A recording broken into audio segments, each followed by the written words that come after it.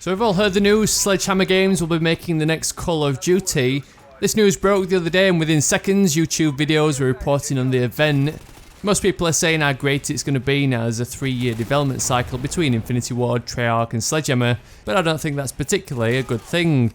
On the face of it, having 3 years to develop the next Call of Duty instead of just 1 year means we're going to see much more innovation and much higher polished games. No more reskinning of the old game and just slapping a new title on it. We're finally going to see some revolution in this franchise. But this is where I have a problem with it. No one seems to be thinking about how much disconnect and lost features there's going to be between each new game. Call of Duty already takes 1 step forward and 2 steps back with every release, just cycling between Treyarch and Infinity Ward.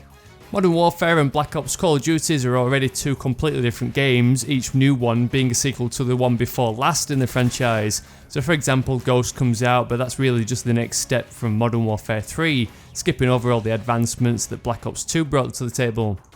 This is really only going to get worse with a 3-year dev cycle. By the time the next company starts work on their title, the previous game won't have even been released yet, so there's going to be no way that they can pick out the good ideas from the last title and build upon them, unless they all work together and share concepts, but as we all know that's just not going to happen. It will be interesting to see what Sledgehammer Games does with Call of Duty though. We already know that they helped out with Modern Warfare 3, but just look at how that turned out. There was a couple of good ideas in there though, the Specialist Strike package and the theory behind support kill streaks, but I think that's about it. But we don't know for sure yet which aspects Sledgehammer were responsible for. If they were the ones who came up with ideas for some of those kill streaks like the Reaper or the Juggernaut, maybe we were on for quite a good game.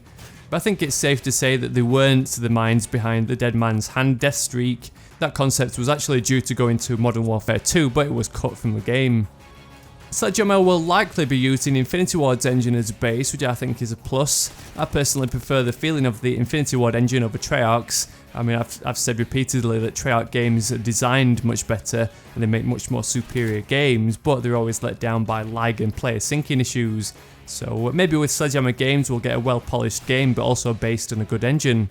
After that we'll likely get Treyarch's title in 2015, which I predict will probably be a step forward. Going by history, they always seem to advance the series and take good ideas from the last title. But then we'll get to 2016 with Infinity Ward's next Call of Duty, or we'll probably scrap all the good features from the past 2 years and make the logical sequel to Ghosts. So let me know down in the comments if you actually think this 3-year dev cycle is actually a good thing. I think we could start seeing big divides in the fan base from people who prefer titles from each one of these dev teams, and I think that people might start skipping titles in the franchise and, for example, just going with every Treyarch game every 3rd year. That's realistically going to be the only way you're going to see advancement throughout the series without wasting your money on a product that's taken a step back from last year's release. I'll definitely be keeping a close eye on what Sledgehammer produce, and I'll certainly pick it up just to give it a try, although after that I don't think I'll be buying the next Infinity Ward game. We've had 2 releases so far with Modern Warfare 3 and Ghost, which I think are subpar when compared to the older titles in the franchise. So as always, thanks so much for watching, and I'll catch you all later.